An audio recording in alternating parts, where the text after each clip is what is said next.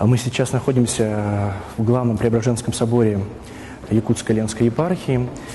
Кафедральный собор, он именуется слово «кафедра», и на середине храма эту кафедру мы видим. Возвышение, на котором совершает богослужение епископ. От этого именуется кафедральный собор, то есть главный собор, там, где располагается кафедра епископа. Сейчас мы находимся в центральной части храма. Надо сказать, что любой храм состоит из трех частей.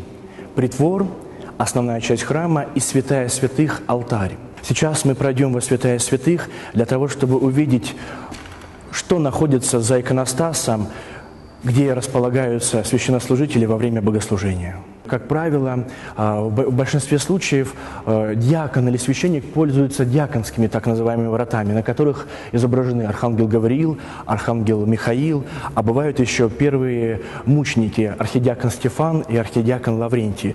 Сейчас мы с вами войдем во святая святых через диаконские врата.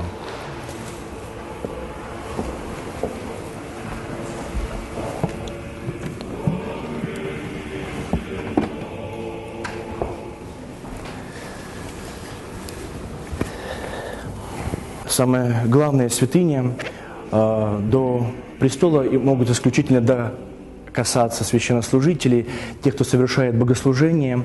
На Святом Престоле, как правило, всегда находится дарохранительница. В ней хранятся святые дары для причащения людей больных, которые находятся на болезненном одре, люди, находящиеся в тяжелой уже такой жизненной ситуации, когда не могут они приступить к таинству святого причащения во время богослужения. Священник выезжает в больницу или домой к болящему человеку и может преподать ему святое тело и кровь Христовы.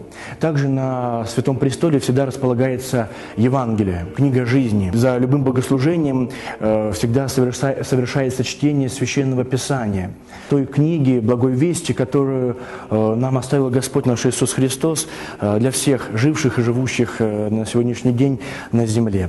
Всегда есть на престоле распятие, крест, который используется во время богослужения.